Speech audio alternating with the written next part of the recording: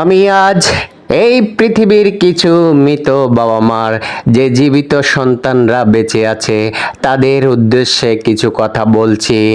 আপনারা যেমন এই রমজান মাস আসার সাথে সাথে কত সুন্দরভাবে পর্দায়ভাবে চলছেন, কত সুন্দরভাবে নামাজ কালাম পড়ছেন। একটা ছেলে দেখি কত সুন্দরভাবেও মাথা নিচু করে চলে।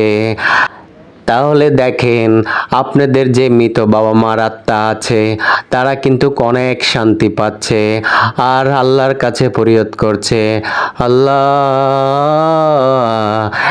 তুমি এই রমজান মাস কেন একটি মাস দিলে, কেন 12টি মাস দিলে না? তাহলে তো আমাদের এই সন্তানরা 12 মাসই তোমার ইবাদত করত।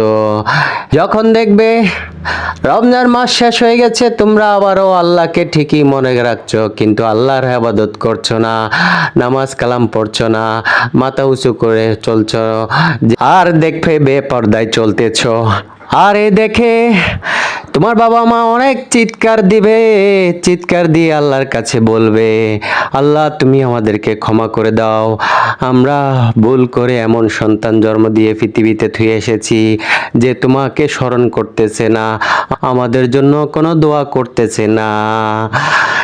এই চিৎকার যদি আপনারা শুনতে পারতেন অথবা আল্লাহ পাক যদি এই ক্ষমতা দিত, আত্মাদের চিৎকার যদি মানুষ শুনতে পাইতো তাহলে আপনারাও বেহুশ হয়ে যেতেন, কি থুয়ে কি করতেন আপনারাও বুঝতে পারতেন না।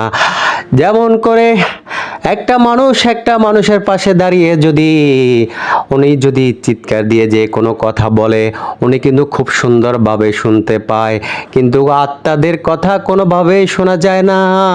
যদি শুনতে পাইতো তাহলে প্রত্যেক মানুষই খুব ভালোভাবে চলতো, ভালোভাবে ইবাদত করতো, কিন্তু আল্লাহ পাক কেন যে এই ক্ষমতা দেয়নি একমাত্র সে আল্লাহ পাকই জানে, আর কেউ জানে না।